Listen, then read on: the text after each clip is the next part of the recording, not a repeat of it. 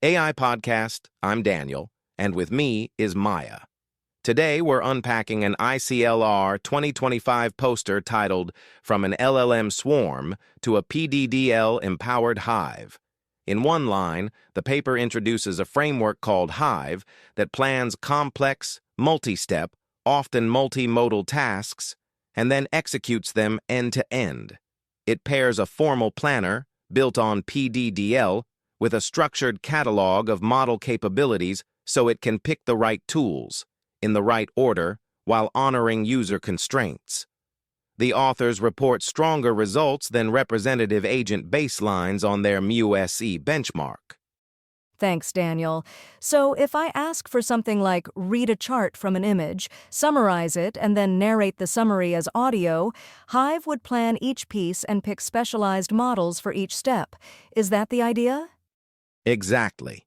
And instead of relying only on a language model's intuition, Hive produces an explicit plan first, checks that the sequence of actions makes sense, and only then runs it.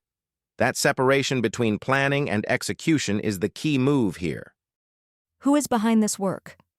It's led by Kaustubh Vyas, with collaborators from industry and academia, notably Huawei and the University of Edinburgh, and it's presented as an ICLR 2025 poster. Right? What problem are they trying to solve that earlier agent systems struggled with? Two recurring issues. First, model selection. There are many vision, audio, and text models with different licenses, sizes, and input-output formats. Choosing a good set for a request, while respecting constraints like use a small model or avoid restricted licenses, is hard to automate. Second, planning. Turning a messy real-world instruction into a clean sequence of atomic steps that respect preconditions is fragile if you just prompt a model to wing it. Makes sense. So what's the core idea in Hive? They split the problem into what needs to happen and who should do it. For what, Hive uses a formal planning language, PDDL, to describe tasks as small actions with clear preconditions and effects. The system drafts a plan and can verify that the order is consistent before it runs anything.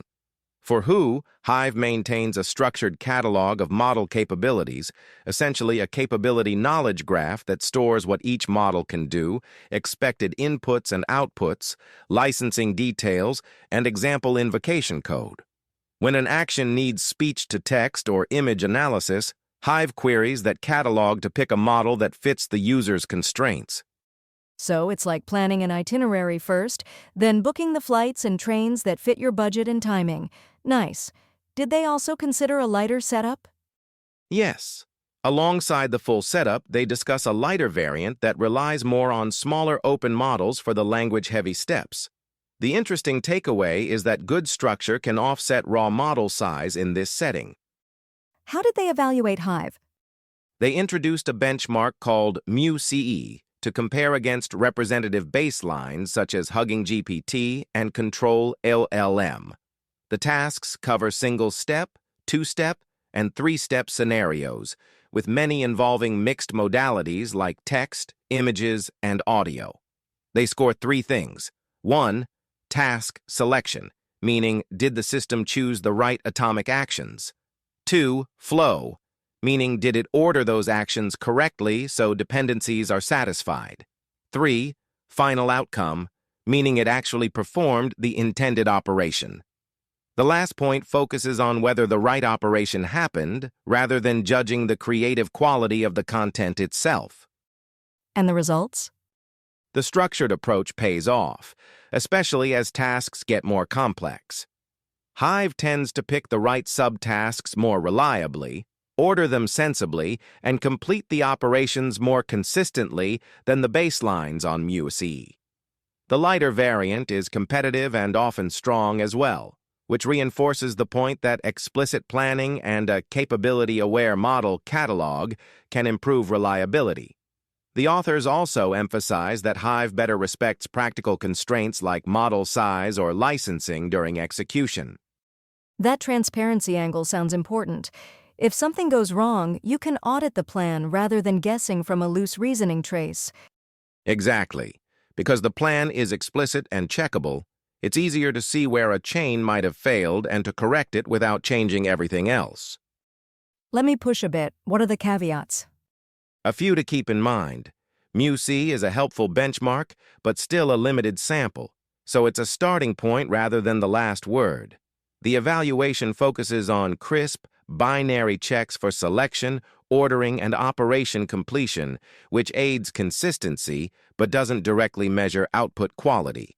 Maintaining the capability catalog is an ongoing job because models and licenses evolve, and building and refining PDDL domains takes engineering effort, even if language models assist with drafting them. Finally, some configurations depend on closed models for certain language steps, which can complicate strict reproducibility across labs. The paper does discuss a lighter path with smaller open models to mitigate that. 3 practical ideas. First, put structure in the loop. If your agent must chain tools, an explicit plan with checkable preconditions will likely reduce hidden errors. Second, keep a simple but rich capability registry for your tools, including tasks, inputs, and outputs, size, and license, so selections stay aligned with constraints.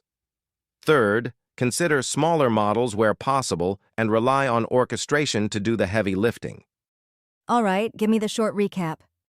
Hive pairs formal planning with a capability-aware model catalog to plan and execute multi-step, multi-modal tasks. On a shared benchmark, it outperforms representative agent baselines on choosing the right steps, ordering them correctly, and completing the operations.